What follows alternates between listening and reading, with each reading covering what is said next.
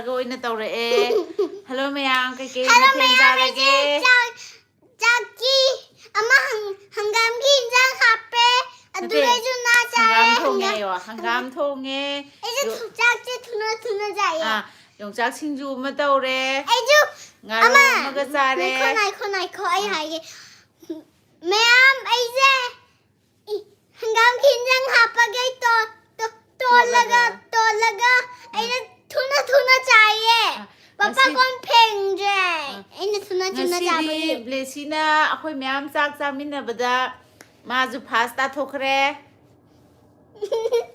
khoi punna nahangai di maje adum thengbudo ma da ngangnabada ngasi di ngangnadre blessy ngasi degi very good on gare tu mayang karano ma chang ma kaka mi chang first tare kaka mi fast na mo sa fast amale itaw bila ani itaw ngasi di akoy ani na hana hawro ye aduduna itaw bila ani hidak sari ma hidak sara gala agena itaw bila se kaka mi chak sara bra hango kaka mi chak chabo kaka mi Janjang chage. Hello, uncle. Pabadi, aku kekara apa lagi ko? Cici Orina mulai. Ma, cici Orina. Namuso. Ngarang di daktre. Nanti ayo nabagi. Cici Orina gi kamen pada. Cici Orina. Cici Orina haire. Cici Orina.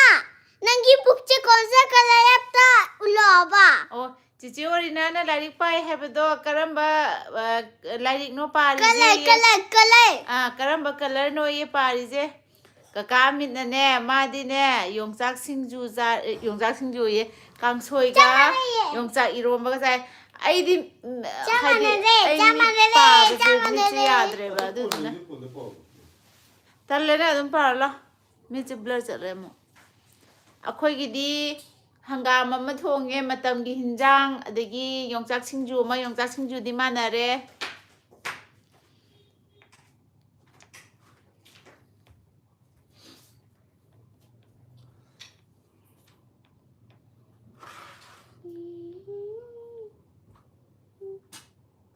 Roblox hana broye desi na kaidan live che kaidan nunjelo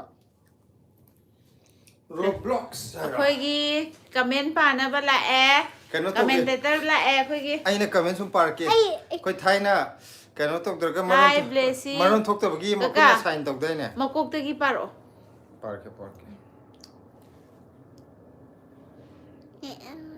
si sarma la ko si ori na la guy Blessy ji khangaba ne pura Blessy ji si ori na ngasi di Blessy maram yam mo khraja ni ko Saka se kem haina da bida ma fast ni tari je ngasi hangam mahi ga se mana hapaga totlaga chari bani thuna makok te pathar ge ko kaka mina first la e ko adugo real james hai ko yt official hai bani ggi ma ji kari no khangdre amina itaw widi hare itaw wila e itaw aduga real james na hello hare hello real james amit ireng bamna chare hare kaka na chare hare adigi Cici Orina na yesterday night also I am no but I don't came because I sleep in early night hai Cici Orina do ngarang ngan tum thokre adugi yahodre khoi theng lakbogi aduga Cici Orina like namo amit like namo isai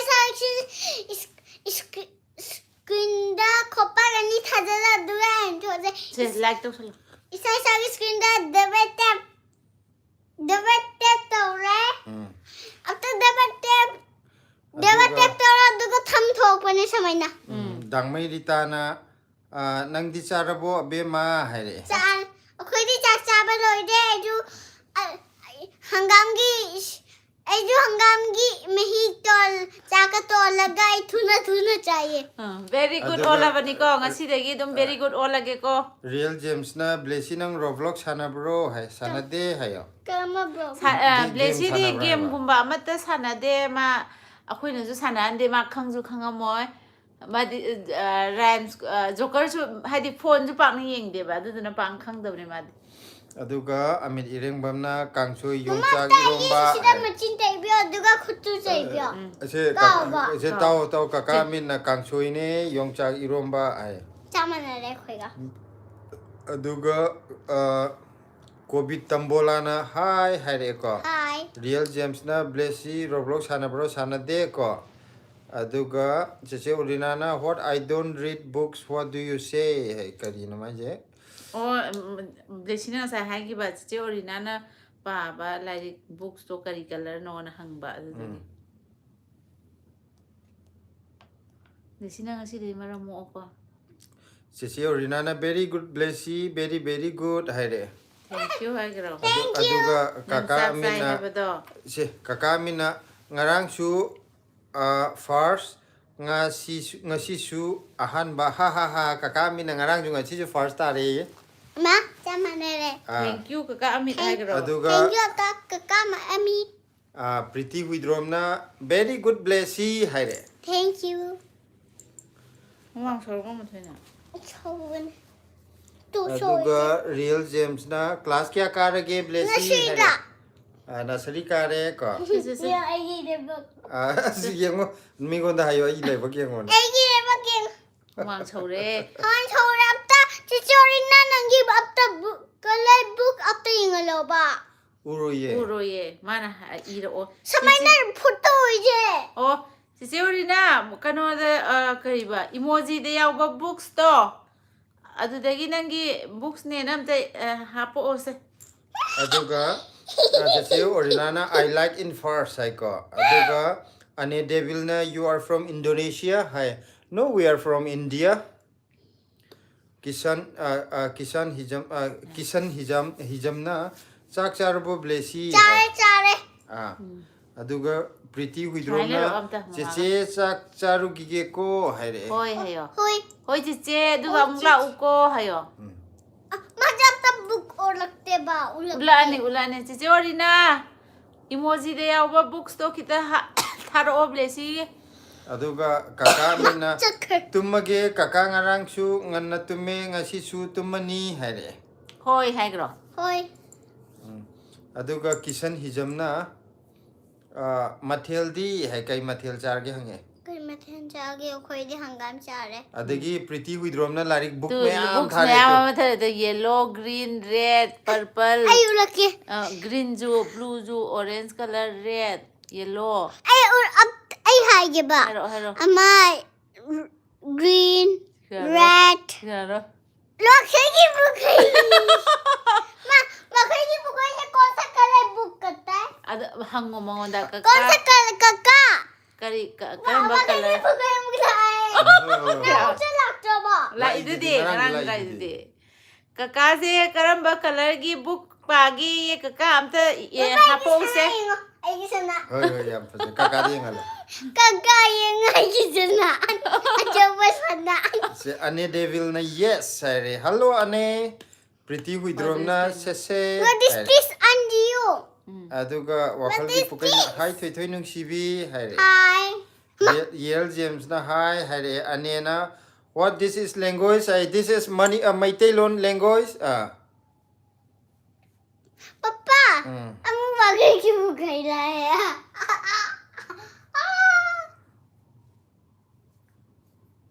aduga wakal ki pukai kakana mix loina suye thoi hai aduga la baba ki book hai sagandip na please bari Oh, खुशी books तो दीदी कितना बड़ी लो खुश है ये? बेटी बड़ी खुश है बहुत सुंदर लग रहा है कुछ है प्रीति विद्रोम ना बाय बाय है bye bye bye bye bye bye bye chichi pretty hayo Piti nusibi bye bye nusibi sak sar ro duga mula hello sagandip how are you Kak wakai bukai nusibi yamna fajaye wow है kaka wakal pukai na siji on the ji off the Thank you wakai bukai nusibi thank you aduga kaka bocha jula e blessy sak char bo hai kaka na nusibi chale kaka sare kaka kaka dane kaka nung siba chak sare hai ka ba kaka kaka bucha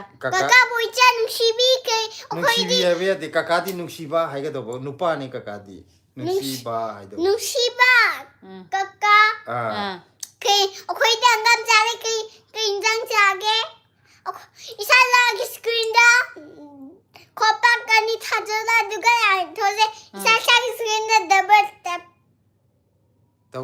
tawri nang nga sai tawri kira kira zula se papa mathang thang se pa comment bahalak si se Sagandip na nga khu loi re tawri heba Sagandip na bari khushi lagti hai ne thank you Sagandip Mama nok pagi amma thaje ka. bari अच्छे है बहुत बढ़िया हो बढ़िया है अच्छे हो mama ne hai be in Ane be sawe de bdo you are can speak in Hindi है हाजी हम हिंदी भी बोल सकता हूँ थोड़ा थोड़ा बोल सकते हैं kira kira Kira kira. Kira kira na hi blessy kari mathil charge Kira kira khoi di hangam chare kinjang chage kira kira. Hello kira kira. yongchak singju ga ayo aduga Sagandip Sagandip na chidunga. Sagandip Na ठीक है भाई ngada, साहब ngada. ठीक है बढ़िया है बहुत बढ़िया है उन्हें to kira kira Kira kira na blessy की bari love Samgi. aduga kira kira na tha kre ko Mangi samge masi. Khoi. कोई नहीं वा फजब्रे उनका काद कोई किरा किरा ना अखोई जो खुपांग ना था ग्रे लाइक ओंथोन ग्रे है रे kaino how bom sare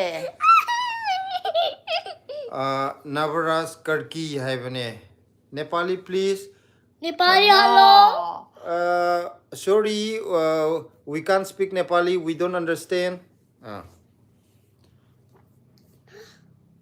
kamnam kaka boisana tharoi chare blessy है ma si de how bani he tharoi hai ba Bobo ki engonda labu thorai pyokputo chamana re.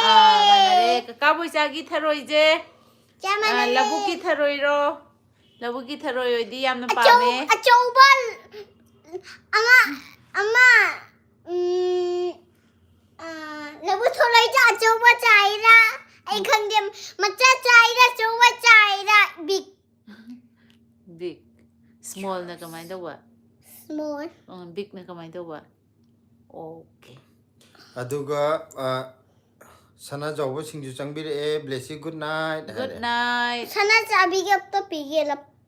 kira kira na irom bazare अने देविल ना आपकी बेटी बोल पाएगी हाँ वो हिंदी बोलती है Yes, कृष्ण हाँ आप कैसे हो बोलो ठीक हो नहीं यहाँ पूछो ठीक हो आप लोग कैसे हो बोलो अब वो किसे हम तो ठीक हो हाँ अने जी अनी जी आप कैसे हो आप कैसे हो ठीक हो हम भी ठीक हूँ किरा किरा ना इरोम बचारे कंगहोगा है रे इरोम कंगहोगा चाहिए अम्मा तुझे अब तो 20 डॉक्टर हापसे तू तो अदुगा स्टोइक ना योंगचाक दिल्ली दगी लाइब्रो के अपीरीगे है कोई हजी बोक्ति देरी देगी योंगचाक लाइद्री को अदो हजी पीस हमदा लुपा हुम्फू ग पी गायना गदी नते अदुदी आयने द पीबोने यांखई की अनी तौद कितंग फजद्रगन अहुम तवे हैबो नते चामगी चामै अहुम गुम तोरमनी चामगी अहुम गुम तोरमनी है अदो अखोई दी युमदगी थालकने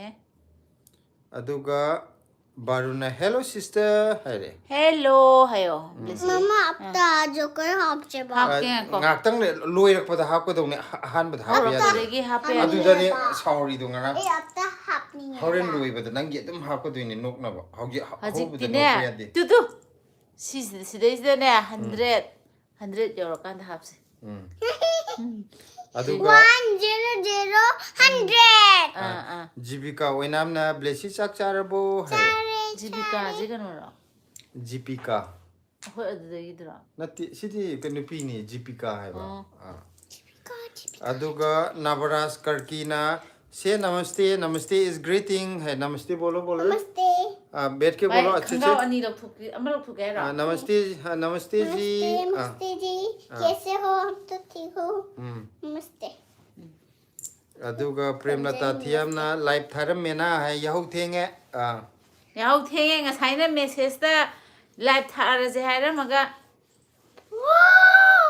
यारे बारुन इसे मणिपुर दैरो है माने मणिपुर दैने अदो होगी अदो लाइव थारा इसना दिल्ली दैनी को अखोइना होजिक दिल्ली दा लैजबने अदो बारुन अखोइ की चैनल ब्लेसी नोंग मथक्ता थाबदो चंगागा सब्सक्राइब तौसन बिरो अदुगा ब्लॉग सु येंबियो सगनदीप अदुगा चावबो देवी ना हाय हरे काका बोचाना labuki tharoi ne haire Sidi how bun he. Blessy. Tu. I blue and orange and red and green and yellow and black aduga White. and stew star. yare Thank you hayo. kanona sawo devi na chak char bu che haire Chak chare. Noi di chara bro. Koi di hangam chare. Yung sas kinjo maga. aduga rindam naitholung haire ko nungai ri bro haire Nungai ri ye. rindam di kamai tauri Di ge kamay tauri nungai ri bro. kari mathil charage ngasi Blessy na ye. Aniana, can you speak in Bangladesh? No.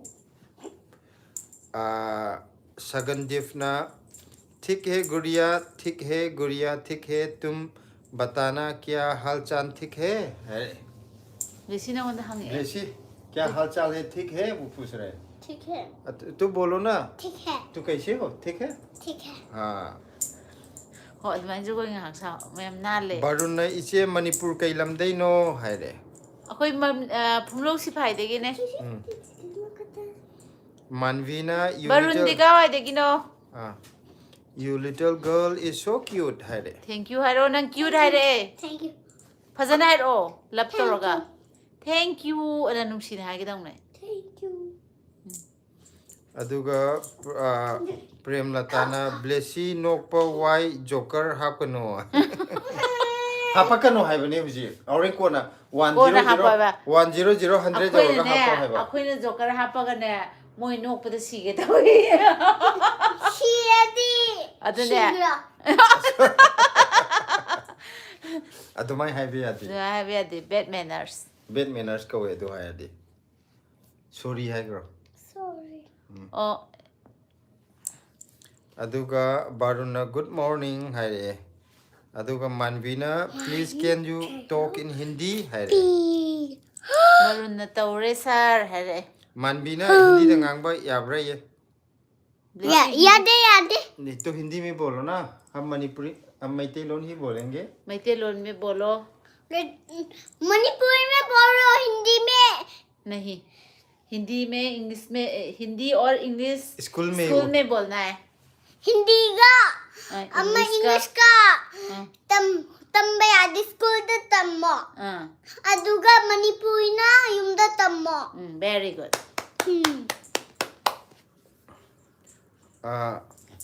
बारुना कोई तौरे है को मानबीना Thank hi you. हाय राजू शर्मा नजु लब पिछले है अनेना I am your subscriber है मैं Thank you. Thank you अने थैंक यू वेरी मच बारुनजु थैंक यू अदुगा डिस्कम्फर्ट से संगबिरे थम्स अप तौसिन क्रे को ब्लेसी की खुबी असोबनी को ब्लेसी है Thank you hayo. Thank you aduga cookie cats hai mane hey hello cookie cats prem latana aikhoi gi hui ani ga hogdong ani lai moi chak pijari ngai da thengkhri ne chidi akoi yum Moi is talk de apo te loi ra bani na. akoi ji yum da hui hogdong yam lai bu ko yam lu da hui man पापा चीची की हंदों फॉर्मोशी फाइडे चीची लेगा अदुगा थंबा नयम लेये Sikim dagi mahindra lover hai hello hai ne कोणता पेगा जो yang खोले कइनो sage Yare. kulung na खोले na paru ben. Se abda si paro. sage kulung watching from Sikkim nungairi bro hare Nungai brang. मारे nungairi ye Si Firoza gi lam dagi jo ne yeng e jeng. sage kulung di nungairi bro kari mathil char ge ngasi anena can you speak in English have ne yes no English no Manipuri yes Maite lon hayo. baruna ise manipur som bungdai ne hojikna Tanzania de leye Oh, asiam thapna leye adudi barun de Tanzania je kai da. Africa ke sundalai ba country mane ane phajana layu kari in tori do hogdong chamale ane devil ne English hai kari no thui thoi मम्मा दो live phajन to ai ngon da seran to ran इसी कर लियो ya bahut ho gaya Barun gise family oina leira natragana Thank you. hadi natonda oina leira. Pirepal aishramna ai chak kaino hai chak charabo haire. Chakchare. Cookie cats na Hindi आता है Hindi थोड़ा थोड़ा आता है. जैसे होते क्या मेरे होते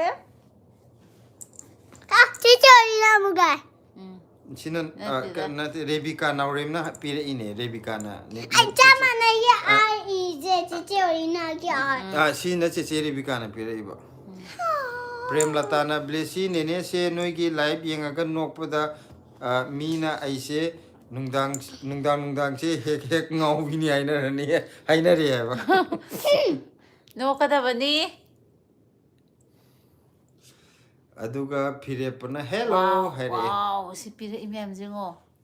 Acha sage kulungna I don't understand Manipuri but I have lots of Manipuri friends who are staying here in Sikkim Mana trojing Mama. ro na hangak puda. hadi Mama samay yam di khang da don Kade. Thank you Kona- thank you kona kulung manjeba. Baruna good morning hairaga iche sarsi iche चीचे ओरिना Iche muga sar. sidadi ayuki pung nipan tare haba Oh. okay Oh, koi si na night way de ko. yungi bap ta khalu Koi do si na evening way re.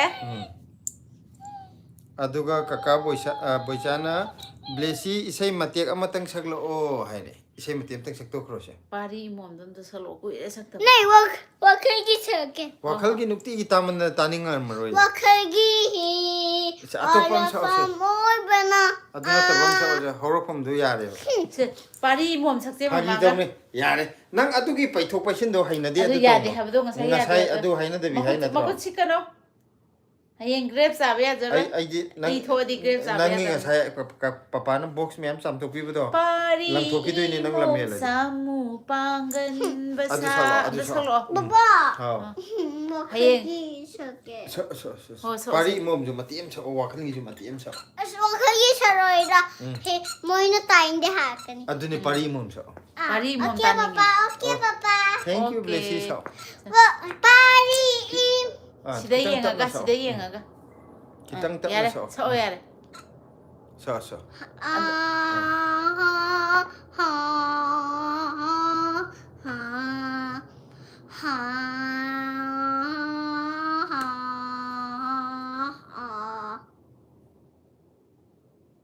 So yare. Pari mum samu pangan basa na pom lam dam sabi me hore cholo meri se rona khona khomi me ki thoro re he mama tai samay na thangna ba Lagi. Adum saklo nga si. Pari mum samu pangan basa Pari mum samu pangan basa ya Na pam lam dam kambi Lôi may lôi hore.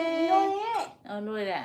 chak lak le mai ri na lo na kung na Không lên mi cơm thuộc lô nê. khom đi mai kal hâu rô nê. Pari mong sa mu pangan basa. Rồi, không lọ. la Nang ato sabay Pari mong sa mu pangan baruna haire sister le ye magi manakta leibane Oh. adudi mafam anobuni na yam nungairam gani ko Ma, kana nung lại. Bakaya bukaya ahum la sarjit ning thogjam na blessy gi masak se pura inam mamale dada masiat ama phau mande Mama po Mi khara nga di dada zu machit ama male hai. ado mama gi xeroscopy ne di aya mana haina Ayam mana di ay male hai ko. Kalay Kakaman ba sina mi ka kalay katong na hai. bukutingan ge ba se prem latana blessy nokhal lakano mina aise nungdang angau bi ni haina re wakal gi pukai kakana thoi kaka se patna dagi halak I aduna net se yam nungaitre haibne Oh, patna da. ꯑꯗꯒꯤ ꯀꯅꯥꯅꯣꯝꯁꯨ ꯆꯪꯉꯦ ꯈꯨꯃꯟꯆꯥꯁꯨ ꯆꯪꯉꯦ ꯀꯀꯥ ꯑꯪꯀꯜ ꯈꯨꯃꯟꯆꯥ Uncle Kuman Jana Naidoram Nigo Aji. Kay Haino. Noina Popoda remote Kaurambagini, Blessina, Saksu, Isai Usu Yadrido. Sau Isai Uyadrido, however. Saksu MT Sau Isai Uyadrido, however.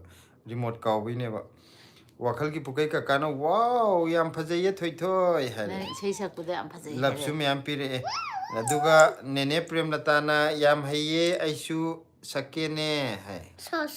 Koi the last saxi hayo. Koi up to somebody like that. Or like him, Mama. Aduga Wakalki Pukaina, Papa High ka State blessing Masu ka Konjeria mama ka like Paye. that.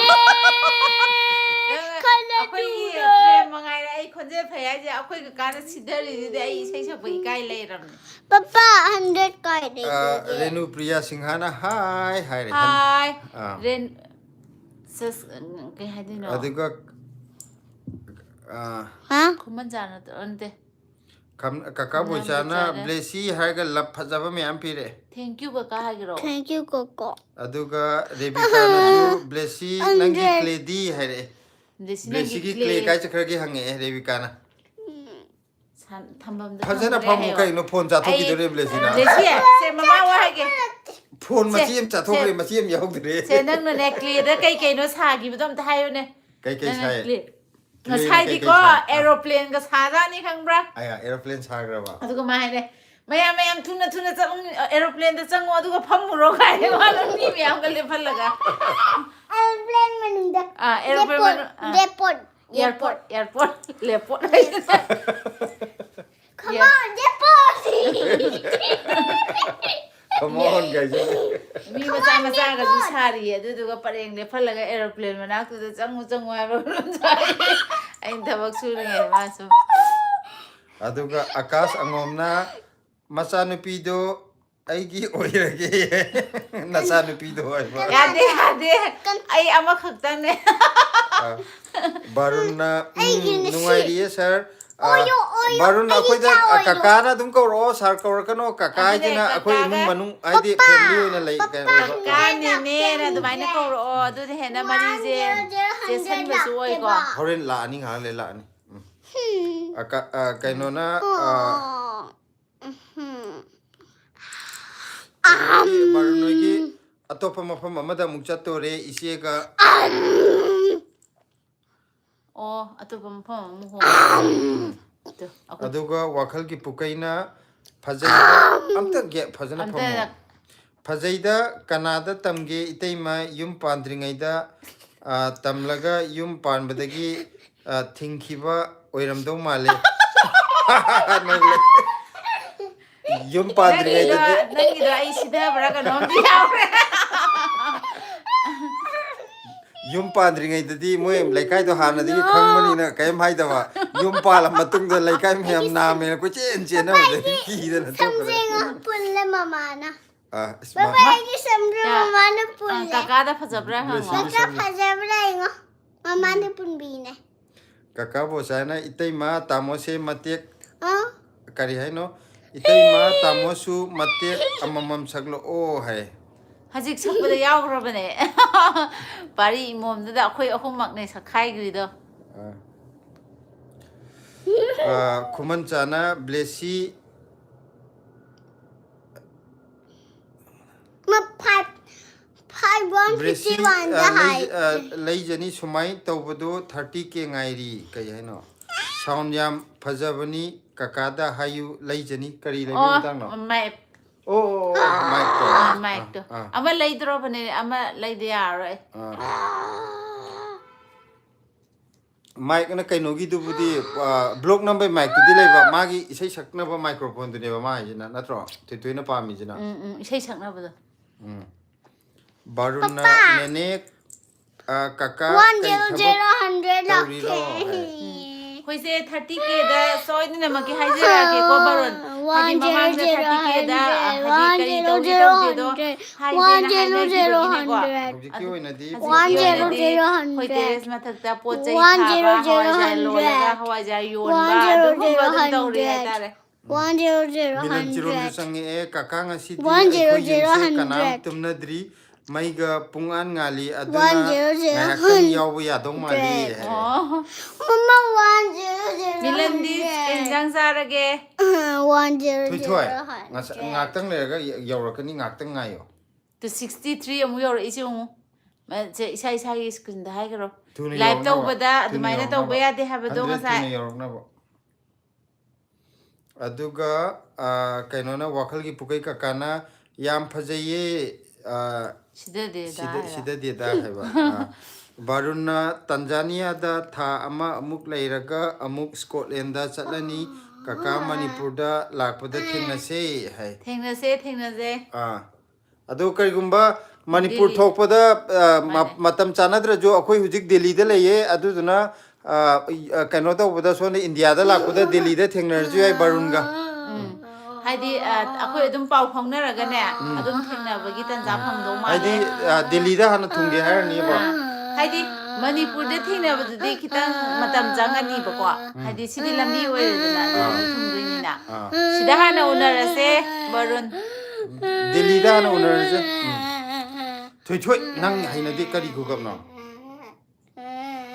Wakal gi pukaina ado mathang dadi itai mane thoi ne aduga tamoga competition to biro o hai. Mama ju Tauge competition tau dhara age se. nang ju tauba Hoi tauge akhoi hum taudoini be ma. Milan chiromna kangsoi chare kaka hai re. Oh. Kangsoi khatang jabro. Yongsak singju yaudabro. Aduga sangraipam sithungna karino 100 haibadi hai. Oh, blessy na ne kano hap se haiba kariba. Joker mai kano do. Filter. Filter hapado akoina haidi khitang sangdok na hap na bagi sum haiba mi chama yora kanda hap. Mi changak pa jingje cha yok thokre u re hai. Ye thokre. Sikino. Number kya no duba. kai da heino Number kya yorge mi chang pa do masing kya surge. Sikiano. 11 Ila bi nai. 115 na To tro. 9090. 100 jog 190 dure to 9090 yore 100 jog dure.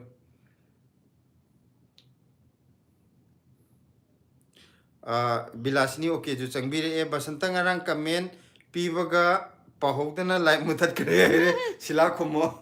Sisine aina gaga ama lakhre habado. Kano to bangarang je thuna dum loisalaje na satlam loisanbaga. Hakchang ju nuai na do ngarang ge thoina ningai tawgi ni adagi kaino jo angang ani yem ju kanna khana khala ini kaino tawdu Moi live to moi masin jo kana khane 105 yore tu se hapa ke se nang hapa se kai na hap tu je ngaktang ado awa kotha boina filter matim ta hapsarake ado ngarang comment pathok da bagi waro vive ade ya ai di sima sabse sima hapu ko ai di thoi ado milan chirom na nga ataw boga hai barun na hoi kaka nene Delhi da thengna se hai re singraipam na all kari nang na hapu na ai di tal thoi nang kan yenge di sida pham yeng lo nang ko chen chen re thong ma mi kanam leitre life chang tre kanam ta mama nang na sak phajab re ngosi phajaye hayenge smai chorok ta smai tor chalani de option Milan Girona aduga premlata na khatna bana te moi do oinari ne hare kaino na baruna ka ne live asum thabro hai nungdang kharaga thai nungti gi ang sum thai salam jaya chanu na hi blessy hare hello hai gro hello wakal gi pukaina budya male thoi thoi ram de ye hare prem lata na aidi sila yengdoi ni ai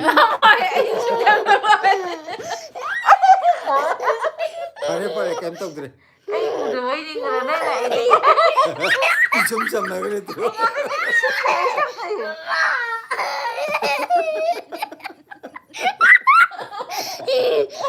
Ya, ka.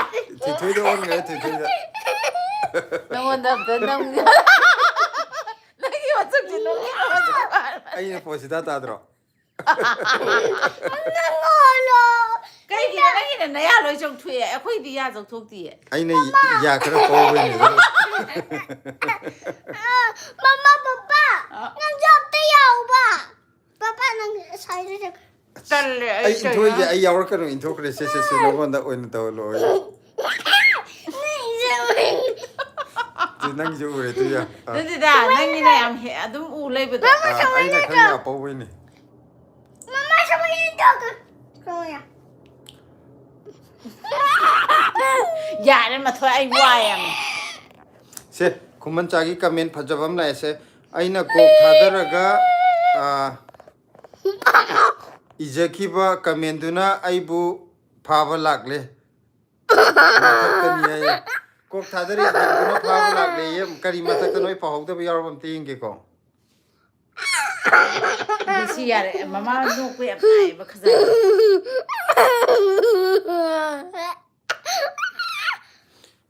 blessy lei jani sumai to bodo 30k ngai rini hai bako sound yam phajabani kaka da hayu lei jani hai ba lấy giờ đi thắt cái ngày adu ninga sai pa gri du ai atopa ama mark te yaw ni yang đi xì thoi nang adu karan horadi ak sounding e ko nang sai karan to ro hai karan ta to re nang gi box to ina ambok pira ro de karan tar di ngahak semi ya re amung lokthok to video tar re hapro no ko na hale ga mu hapse 100 mu helaga mu hapse hore 200 rồi cái nào mà học chứ nang kunok to hai nok sana male tal sangne pem chi thungi magi ama all na hai je soibne har ko ai di sentence ka no tok do ma pung pa da ba baruna kakane si pagre premlata na khana bana te ji pagre jaya chanu hai blessy hai ko aduga ai je si lo yagram ne premlata na ha blessy hai re ko aduga bilasni okay ne manipur da di karam kanda tholak toino hai khungro nang khungro nami iraw law ge khungro silana akhoi manipur da thok pa se akhoi haidi matam lepta bida man lay dai na khudak ta thok pa do admai no in thuani hana plan do roiba adum thok pa thok la di adum yora adaw ne kakching yora ni aduga kakching gi kanu adu ne aina sa doi je chahau kan sai sai gi screen da bungbam mangal sana maitei hai ko chak charabo kaka hai re chabung mangal sana chak charabo chak chare chabung mangal sana di chak charabo khoi di hangam am thonge yong sa sinju ma tawre jayana ju kari mathel charage na hange jayana salam jayada akhoi yong sak sinju amaga hangam ga thonge matam gi chap chana ba hinjang thonge ngasi aduga baruna kaka ne ai thabak amma chalukhige amuk lake hai o chathoro aduga kaka boichana blessy ngasi di tumning dribo yamna harawe kibu kire da blessy hai nang nang sai ki kai mon loi long Ate kian do. yare hanjan kian badi ning de hai hanjan ki batal ai ko khom te ting thoke papa khong na che mama na phamaga kam live to raga phajana phammo si ngi si da nga ro la si nga yar ba kan laksano na bani comment ai di ko na sange mathoi gi jen ta mi yim bok unadre yar si da nga ro napsal laga sanglipam si tungna hai hare prem na tan ha sila hare ka aduga loinu emi ge aduga sanglipam na atopasu hapo hare bilasini okay na basanta basanta ifa phajai kare hai no Mr. Bin Mali basanta ifa phajai Mr. Bin Mali sanglipam na ha hai ko Microsoft milk na hello hare milan hello adu jipika na blessy je kisi 기자로 하. 먹다보기.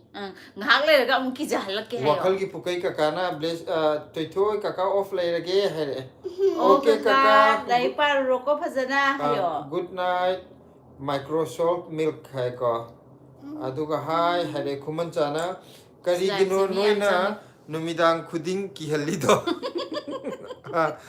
sak uradi kijani lawai samna sakini hai Mama, samay i지 가이트하게.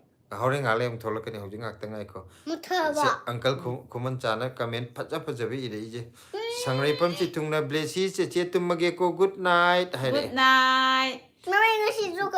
good night che good night ha ya ma blessy me ate khre hanu aduga se md salam ju changbir hi blessy hai re hi hayo salam di karimat muhammad salam ko karimathil charage ngasi se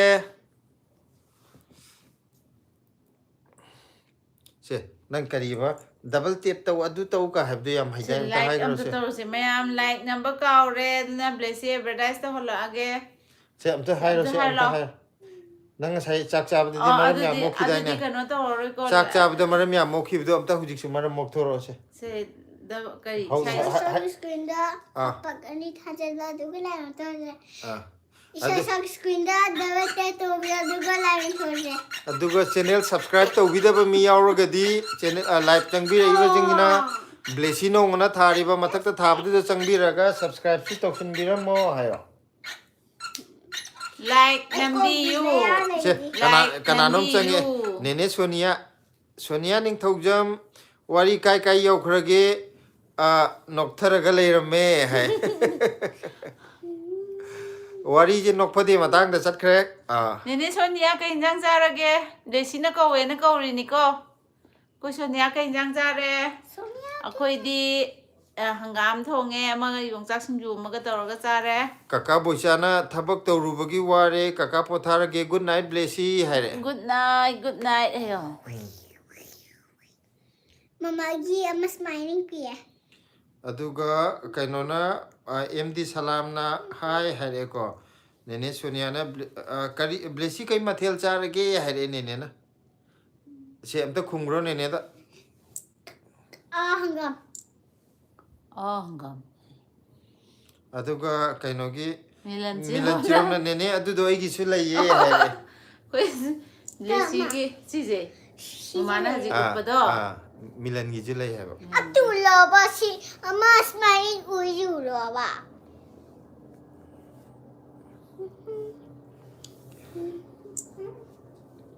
aduga anita guru mayum na hi blessy nung sibi haire ko aduga sana tomba wangkem na jo hi blessy aigi su nanga mingmana ba ma laiye haire Atulaba.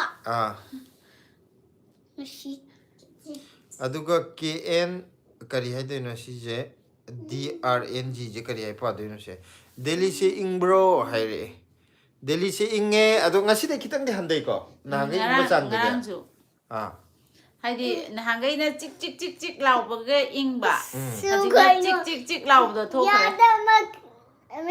tu sei blessy chik chik lau bo do loi gare haji ing ba dangai re anita guru mayum na blessy kai ensang charage haire ke yang charage ye nangon hanga di nang khumula se blessy gi masak phajaba do amte ulaki se blessy karam no masak am nuksi ba ngam yaw Ama si. masak phajan ba si jira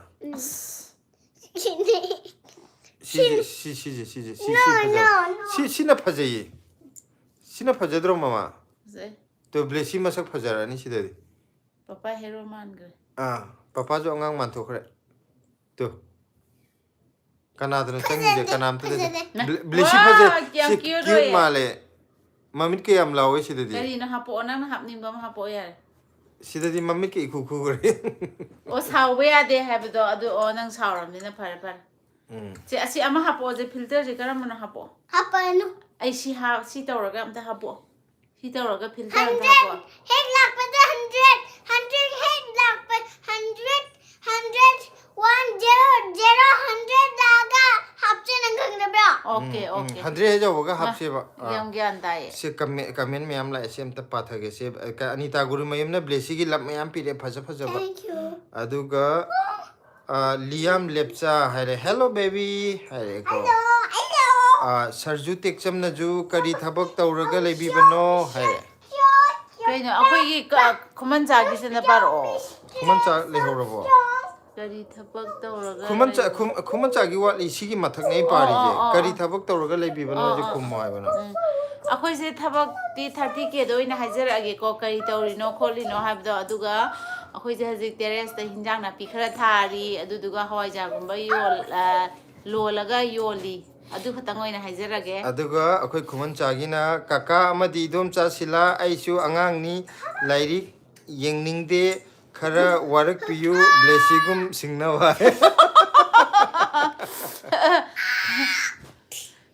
Jadi nang di sing bro.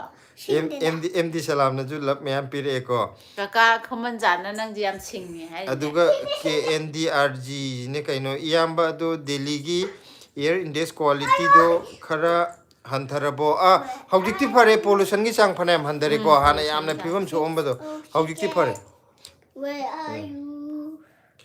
Anita Guru Mayumna kai ansang charge blessy hare Lisi kay jang sara gi. Kuidi hanggang. Hanggang ko kay gano. yung chachi You're judging you. Ang ngawi. blessy nang di kom han mi man Anita Guru Mayum sipagre Liam Lepchana which language you talk hai this is my Tailon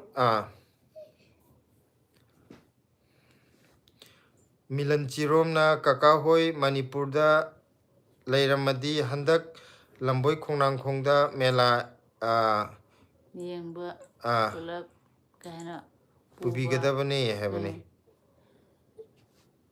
Mani hadi lairdi pulap biang basalam baya bane ado akhoi di upai laitre Khaidem kiran ju changbire hi blessy hai Anita Guru Mayumna ahau bangaktani ne blessy hai Mane hayo Anita di kay jang sara gi. akhoi ngasidi matam ge anjang phajaba chakre hangam amaga yongchak singju amaga Ngam thong mu jam haw. ngasi hangam ju yam hawe akhoi gi unga taraga hangam yam tholakpa hawdo adu oigre ngasi Anita di kai machen chabirage akhoi Mary ju change hello blessy and family Nene Mary la eh. kananom change tu nene Mary la e kai jang char game tam ngone ne da Nene Mary hoy kay jang sara gi hango. ngasidi pok chadrabo Dada bless handi ka daw rige hango. Dada version di ko ini hoye. As Anita Guru Mayumna paneer chare ngasidi hai o panir. paneer yam hawa Pani jani ya baiju. Mary kay jang sara gi. Sarju teksam na Manipur da lakpiroidro hai lakani isagi yumni kai to wela oidono Manipur da yam langni Manipur sonda yam laini. sum hadi tholokpado hoju pharak tabagi ne tanjai phangbaga sa lok tholokani MD salam na I love you blessy hai Thank you. Merina ako kaino dagi Adi matak ba. Liam Lepchana love from Darjeeling India thank you Lepcha Thank you.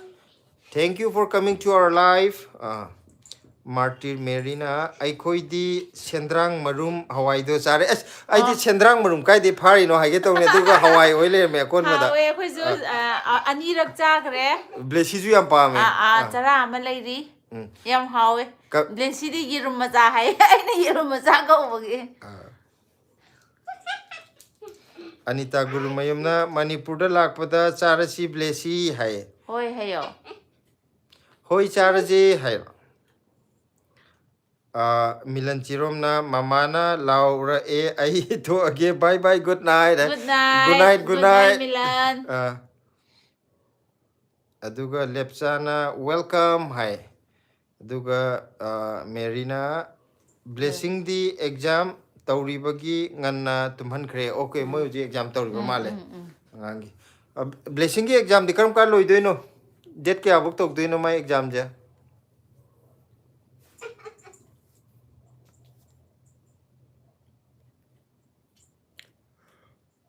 Anita Guru Mayum je kai lamdei obirabno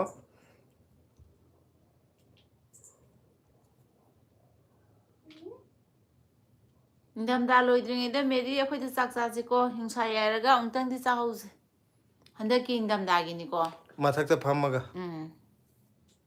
ꯃꯃꯥꯡ ꯂꯥꯛꯄꯗ ꯃꯊꯛꯇ ꯆꯥ ꯅꯨꯡꯗꯥꯡꯗꯅꯤꯀꯣ ꯅꯨꯡꯗꯥꯡꯗ ꯆꯥꯕꯗꯣ ꯆꯥꯕ ꯑꯩꯅ ꯑꯠꯆꯥ ꯅꯨꯡꯗꯥꯡꯗ ꯆꯥꯁꯦ ꯍꯥꯏꯔꯤꯗꯨꯅꯅꯦ ꯑꯅꯤꯇꯥ ꯒꯨꯔꯨ ꯃꯌꯨꯝꯅ ꯌꯥꯏ ꯁ꯭ꯀꯨꯜꯗꯩꯅꯦ ꯍꯥꯏꯕ ꯁꯔꯖꯨ ꯇꯦꯛꯆꯝꯁꯦ ꯌꯨꯝꯅꯥꯛꯁꯤꯒ ꯍꯥꯏꯔꯗꯤ ꯇꯦꯛꯆꯝ ꯂꯣꯝꯗꯩ ꯑꯣꯏꯔꯝꯗꯧ ꯃꯥꯜꯂꯦ ꯅꯪ ꯇꯦꯛꯆꯝ ꯈꯪꯕ꯭ꯔꯥ ꯂꯝ ꯈꯣꯡꯖꯣꯝ ꯂꯣꯝꯗ ꯇꯦꯛꯆꯝ ꯁꯥꯄꯝ ꯍꯥꯏꯕꯗꯣ ꯁꯥꯄꯝ ꯇꯦꯛꯆꯝ ꯁꯥꯄꯝ ꯍꯥꯏꯁꯤꯅ ꯁꯣꯔꯣꯛꯇ ꯅꯛꯁꯜꯂꯒ ꯇꯦꯛꯆꯝꯁꯤꯅ ꯑꯃꯨꯛ ꯃꯅꯨꯡ ꯈꯔ ꯆꯪꯁꯤꯜꯂꯒ ꯇꯦꯛꯆꯝꯒꯤ ꯅꯨꯃꯤꯗꯥꯡꯗ ꯐꯝꯕ ꯀꯩꯊꯦꯜ ꯑꯃ ꯍꯥꯟꯅ ꯐꯝꯕꯅꯦ ꯍꯧꯖꯤꯛꯇꯤ ꯐꯝꯃꯤꯕ ꯐꯝꯗꯕ꯭ꯔꯥ ꯈꯪꯗꯦꯕ ꯅꯨꯡꯗꯥꯡꯗ ꯑꯩꯈꯣꯏꯒꯤ ꯁꯣꯔꯣꯛꯀꯤ ꯃꯄꯥꯟꯁꯤꯗꯅꯦ ꯀꯩꯊꯦꯜ ꯁꯥꯡꯅ ꯂꯥꯇꯦꯜ ꯇꯧꯔꯒ ꯄꯔꯦꯡꯅ ꯐꯝꯗꯣꯏꯕ ꯌꯥꯝ ꯅꯨꯡꯉꯥꯏꯕꯗꯣ ꯈꯪꯕ꯭ꯔꯥ ꯍꯥꯏꯗꯤ ꯑꯌꯨꯛ ꯅꯨꯡꯊꯤꯟꯗꯗꯤ ꯃꯐꯝ ꯑꯩ ꯆꯠꯂꯨꯔꯤ ꯀꯩꯅꯣ ꯇꯦꯛꯆꯝꯗ ꯈꯣꯡꯖꯣꯝꯗꯁꯨ ꯇꯦꯛꯆꯝ ꯁꯝꯕ꯭ꯔꯥꯝ ꯑꯩꯈꯣই ꯃꯔꯤ ꯃꯇꯥ ꯂꯩ ꯇꯦꯛꯆꯝꯗꯗꯤ ꯃꯔꯤ ꯃꯇꯥ ꯂꯩꯇꯦ ꯈꯪꯅꯕ ꯂꯩꯕꯒꯤ ꯁꯨꯝ ꯀꯣꯏꯔꯨꯕ ꯀꯩꯅꯣ ꯁꯥꯐꯝ ꯇꯦꯛꯆꯝ ꯃꯣꯏꯁꯦ ꯄꯔꯦꯡꯅ ꯑꯣꯏꯗꯣꯏꯅꯦꯕ ꯑꯗꯨꯒ ꯇꯦꯛꯆꯝꯒꯤ ꯀꯩꯊꯦꯜꯗꯣ ꯌꯥꯝ ꯅꯨꯡꯉꯥꯏꯕꯅꯦ ꯅꯨꯡꯗꯥꯡ ꯑꯗꯣ ꯀꯩꯅꯣꯁꯦ ꯁꯔꯖꯤꯠ ꯇꯦꯛꯆꯝ ꯍꯥꯏꯕꯒꯤ ꯇꯦꯛꯆꯝꯁꯦ ꯅꯤꯡꯁꯤꯡꯉꯛꯄ ꯍꯥꯏꯔꯛꯄꯅꯤꯀꯣ ꯃꯥꯗꯤ ꯇꯦꯛꯆꯝꯗꯩ ꯑꯣꯏꯔꯝꯕꯁꯨ ꯌꯥꯏ ꯑꯣꯏꯔꯝꯗꯕꯁꯨ ꯌꯥꯏ ꯇꯦꯛꯆꯝꯕꯅ ꯄꯜꯂꯛꯄꯁꯤꯗ ꯁꯨꯝ ꯅꯤꯡꯁꯤꯡꯉꯛꯄꯅꯦ MD Salam ꯍꯥꯏꯔꯣ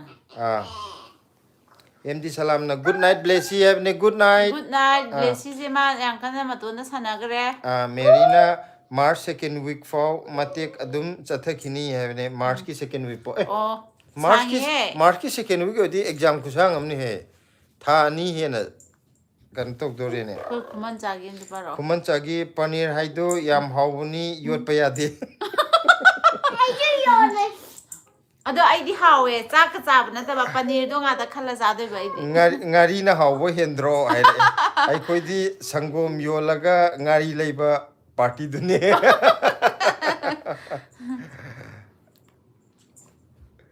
Sunil Elangbamna hello blessy haireko hello Merina handak weekend se plan tause Saturday or Sunday haire yaye Sunil Elangbam ju changbire hello blessy hai hello hayo aduga Haritha Rajiv do you remember me I came yesterday yes we remember you What is your name haire Adudi blessy nong Sarju Tekcham na Tekcham bazar ne ahan bagido ado isa gine kairak ko imta Tekcham bazar ne ahan bagido ado isa gine kairak tomal makhong ne hai ko kay hai na mai da kairak tomal makhong ne haje kadina agyan tadre Tekcham bazar ne ahan bagido haibuko aduga isagina haidoira mai ibada soibra kairak tomal makhong ne haibo magina kairak tongan makhong ne ha mogi yumdana Okay sorry Ngadaro aduga chawba thangjamna hai hai acha close na Hi yes papa Mary gina weekly assessment adum tawe hoi session loiramdai na dadai si haibako khuman chana tekcham kamai khangino hangbada silana kakada yengba miyeng duk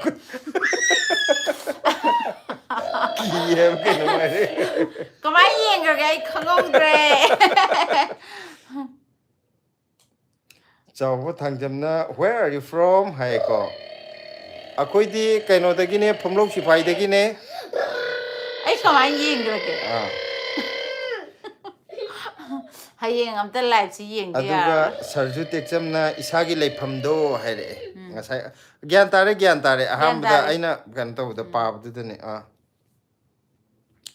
ado amtang di koiningi tekcham lomje amtang di tanda phangadi nong kano to siladi amtang ga chatri madi chati jalamani ka nambolo chalamoi habagi athradine main road maya de natiba manung changduine manung di jangde nangna chalam doina khongjom bazar gi main road to thawra chalam manung da kudam moi na akhoi rom da hairaga akhoi ki phumlo di dum chatlam gani adu line saji kum bari mu chatna roi dana ai di akhoi rom de manung changjel lai gi bani na noi phumlo do am ta salak the he amuk khak chale adu ni nang chat I du di adu amuk khak ta ne adu nang line saji ti chatla ba mu tang ba adu ni ai haje main road ta lai bu di power dum chatlam gani manung da khara changjel lai bu di thawoina adu da chatpa natraga di atopal lam chapa di kya phau de dana adu ni dai ado khang ju khang de dana mapam kai de kai le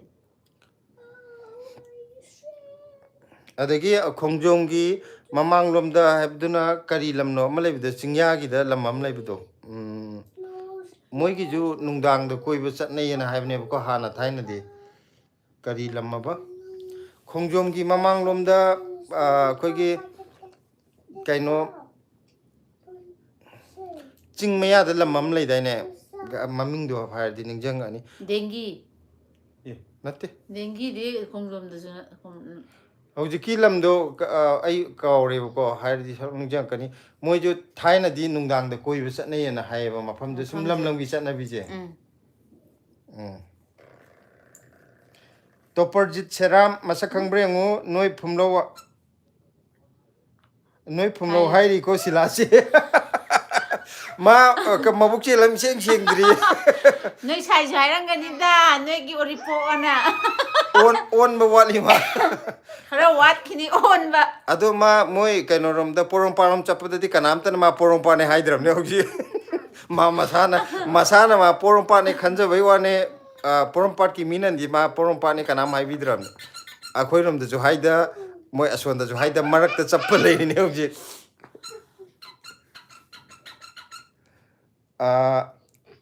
Birjit Chingtham haveni where are you from hai ko Birjit che kadai de oi biravno akhoi di phomlok si phai de gi ne akhoi kaino je noi kadai de no je yam hanga ga de ai khuman chawai khuman jar ka ni ko khuman jar ka ni de khuman jana dum hai ju di akhoi khumra no mangon doi na dum khongge na sarju tekcham na sora oijalo sora na tabal mam lai bane sora na taba maje direct mamang chang na tabra akhoi gi kaino tor moi je aina khan badane hujiki lam do AC chingam do male maron kitang khoitak chat pane AC chingbra chingdabra di khang de maron di khoitak chale wangang wada aina haiba lam do topar gi chen par bottle list ta yaudri akhoi sai ai ju yaudri ai di paloi moi da mai ma paisa yam phang de akhoi rom da moi de sukpan paloi ai ju pale de ji pale kaino ne tomthin na matam kharagi matungda havne thank you changbirakpagi tomthin waithau oijala nate waithau di wali dana haidi waithau di chingon oina leiraga khongjom yogdringai dani dana khongjom na halaga mathang da waithau laktoira nate he khongjom di chatkre waithau di khongjom yogdringai leiduni waithau chingon la chingo ko adu ko na khongjom ka kela ka adu kondra bani smaina hojik pudi samgre dana adu thaina koiringai duna nungai da khoi di waithau chingon asa waithau ai di ko yang ngau galle ko ade de mu me waithau chingon da snami solo ko ngau ni ha mi usala jo dum uru mai dum ungam thok dum ung lei ha ba waithau ju nate aina hai de khongjom yam nakna ba mafam ne ba magi mamang thang ba saruk te lei ba chingya da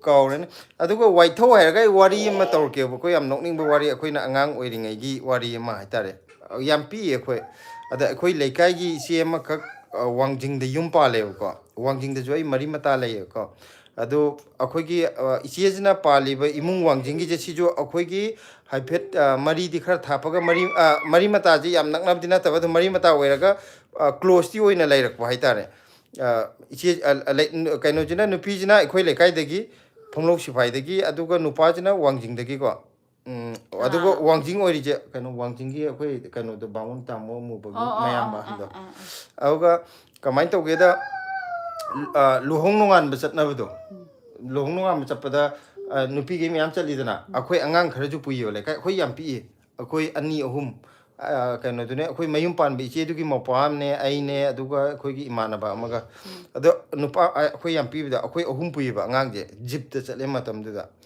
matam da jip ta chalaga ngasai gi waithau gi chingon yam kaino to bu do adugi du da jip se puncture oi gre ba ko ado puncture oi gi da gi chat pa chwa yadra ba adagi yauramdaidagi hauna khara puncture oiraga matamduda lambi sembagi ang paka ju lauramine jaga khara amda adagi sonda amta thobi adagi adagi moju matamduda mobile kerka jumta thopuna tridana adagi ama pau phauna ju phajana phauna bangamdraba adai workshop su manak tu da leitraba gari du lokthok khoi yot ngataga hadi lambi da paka logi nung yam leibagi thobu matam nung si jogdamna magi kaino ga tu tip to lokthok kainam sinamda krong ga lawi ba thobu da khoi yot na thogi mangong da ba kano aramane kano tayar do loi lokthok ga yot hoine amta yadrabai ne ba haje aduga adumain thawra chale thawra kanjida aduju matiem thawra ga kyam kui thawne adagi amuk chingon du da yadadana pura lekre boko ai lekhibidaida mayamjina matam khara haidi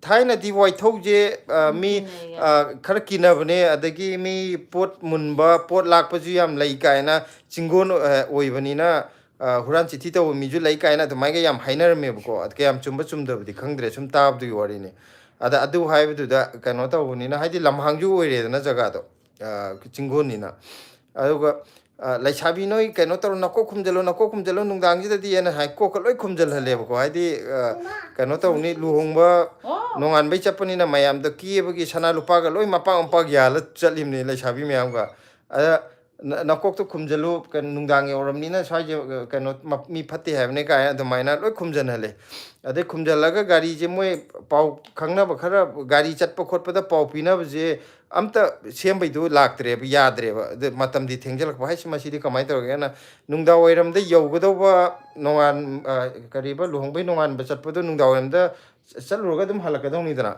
ado kano tore ba pungge tarama thoi me ata sale ga nungdang gi adai di sidi yadram mina toroga akoi je line gari do in chatle ba jeep to thana maga jeep driver du ko thana maga khoi mi pulap che gari da thore gari da tong chatle bus da adagi asongi nupa mayungi kangu jina jo phone tawraga moju pakhatna re phone tawraga ye moju yoroktabagi pakhatna bado adu pau pinar ko do kamai tawre kholena adaga phone di ke no tawdri matamda auga akhoi chatpada pung 12 khara hena tare mi kanam leiramdre mafam du da aduga yungi mi gaidu mapana phamal loi ngai leiram do pakhatna bagi nupa mayungi kangu do adaga mai to na chaka loina moina sinbi da na chaka chare aduga mayam je pung 12 baro tar kan di kamai hanni aduna phajana lektho ga ayuk hallo na maina kano tawre chaka phaja charga akhoi dim chali du mi yami da long no chapda ada akhoi imung akoi budugi sagai adu lai budu da amadana mi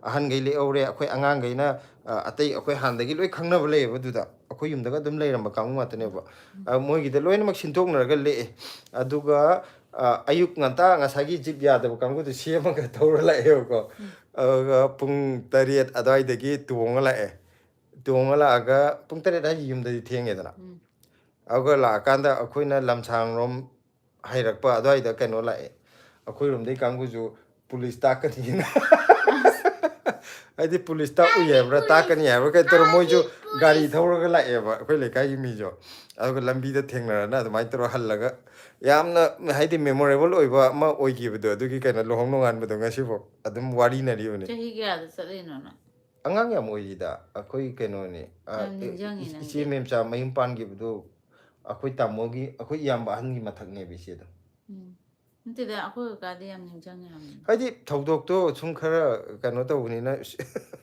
mayam go managi dam ni na adum ningjang bedo adum ma phajana wari nei ko hoji bo lai kai da ko Merigi.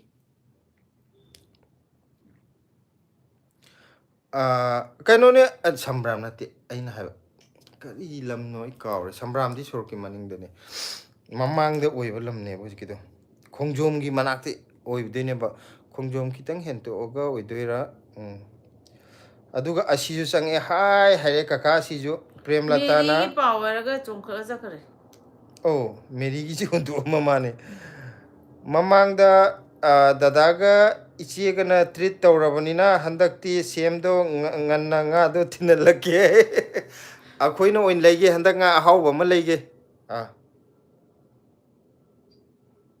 kaino ne prem latana kaka madugi khuchatto nungai ni ne haire ai wari do jiki to nungai ne ko aide akhoi atum ningjang alai sarju tekchamna Kakching lamkhai oijatla khongjom sora kakching lamkhai mathang leirakaduni aduga kairak wabgai leirakaduni thawal line lomdagi lakpada hojik hairiba lamje amta yaudhiaba hojik hairakpajida khongjom gi ne khongjom hentoga khongjom mapa haigadra khongjom hentoga lambi gi mamang lomda chingya romda leiba lamje kari kari leige haipher haibirone khongjom gi akoibada di oidune khongjom yaudringai da nataba khongjom helaga khongjom mapa adwaidagi aiga adu khangnaba miju leirambane ko adu mafamdo ai ningjangdraba hojik hairiba wa maming ge ju ai loina ma khangeba ko adu kari no ai ningjangam Kuman chana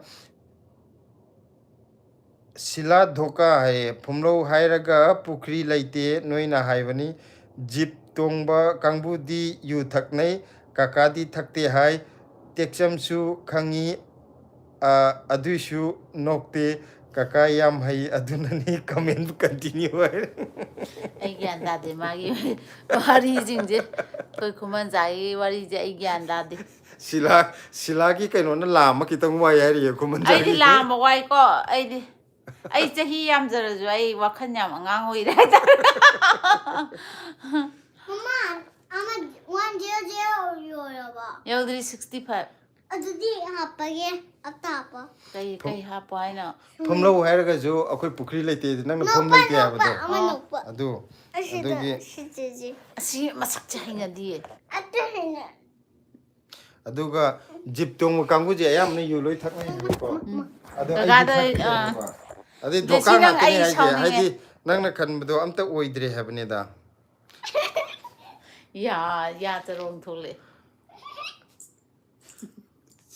aga kainogi sundar thaunau jamna khongjom gi mamang da di langathen habo mane gi da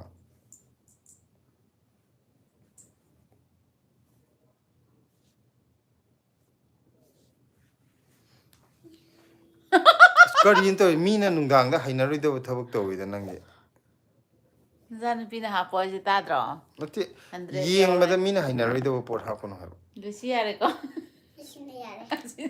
Kuman chana silati pahandri do hai kamendo ai hak hek paru de ai ko ngaur ani bo ko adu ne haidi mayek se pikpagi ai pa ba ngam de Luluna live tauba thibada ngarang di thengnadre adum tumme kari mathel chare ngasidi blessy nungsibi ngasidi ningai tawdre na good girl haireko blessy ngasi chak cha ba de hongna good girl on gre ngarang di kaino ne akoi live se ngarang di thaba khara chalu bagi thenge ba ko do live se tawra roi gen lai ru ba ne ba chak chap ju yam thenge aduga kaino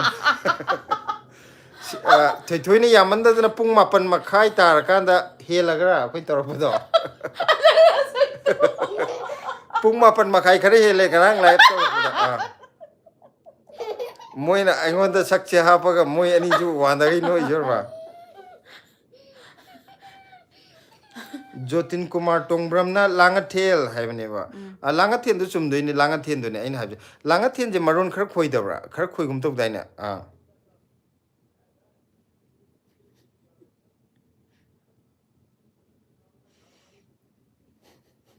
kainogi langathen hairaga langathen da basok chap yam phau mi am leibudu mo de loi hang ba sok sak pa pung ye ba loi hai ra do ne pa me ya okram bomcha haiko kadai deino haibne kadai deino hai akhoi je kano si comment je panam di padore khoman chagi achawi ni ko si comment je yaman bage akhoi je phumlok si phai dei ne hojik na live tok jare isna delhi dagi santa kari hai no sibo santa hadi pareng chana sana igi samna gi be karai de loisan de na khang da ya oi bu ko Yaingam dangsa hairo.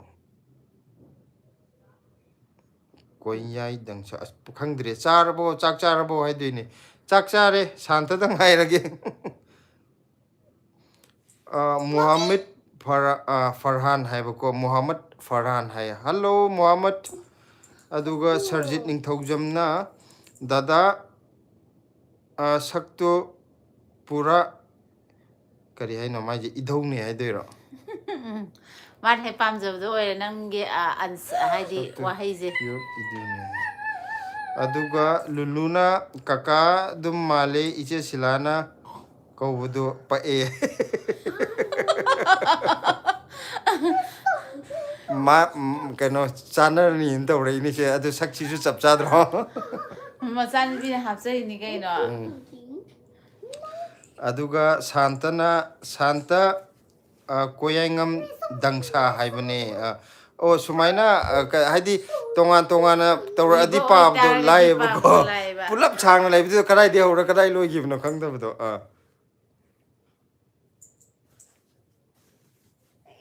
ado ngasai aina ligi ba kaino gi wari do aina libada gyan ta da bi khangdi nungdi nungai bane akoi luhong nungan chapai wari do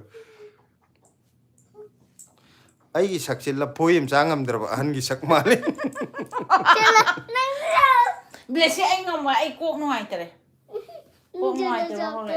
che kano ne 9:53 pung tara bukti to gena Ai ko te as ai sak se. silang pajan ge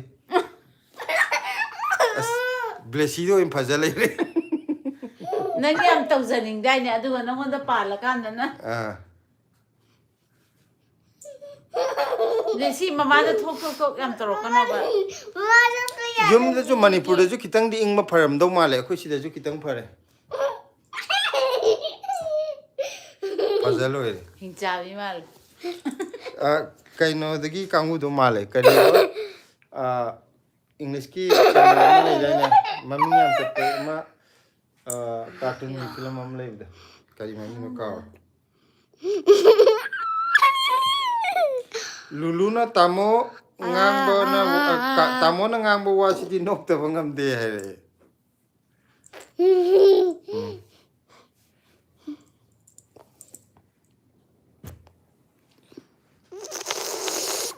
Blessy ka lan dang. Sarmila se wak change esila hi Kana na sar mila se wa. akoi si dagi hongi bu so da se Hello. hello auntie bolo Hello auntie am ta hayo. didi Hello hoga ya didi auntie और aunty कैसे हो hayo. nasak to Bolo. phajalo re हाय हम लोग ठीक है बढ़िया है और आप लोग सुनाओ moi khalam de kai no aman pa je sak ke अब बेसी समझेंगे थैंक यू लाइक डन करने के लिए ब्लेसी कब रहे तो जैसे ना ब्लेसी ने दीदी। दीदी रा आंटी और दीदी दोनों ने ब्लेसी ऐसे पुकारा है देखो ये मेरी Hello. क्या गिफ्ट का है हेलो आंटी करो हेलो आंटी ऐसे कैसे हो? देख के करो हेलो आंटी हेलो दीदी खाना खाया अभी तो खा लिया होगा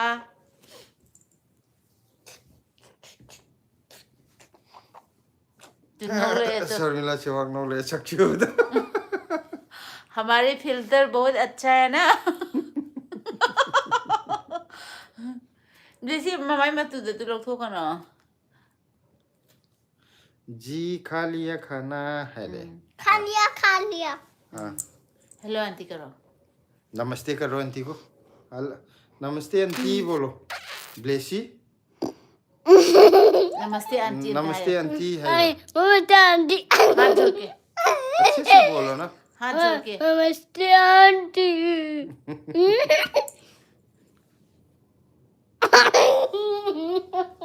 sige ano sige na pa dahil ta chung chal sarmila se wak no pinta hai no le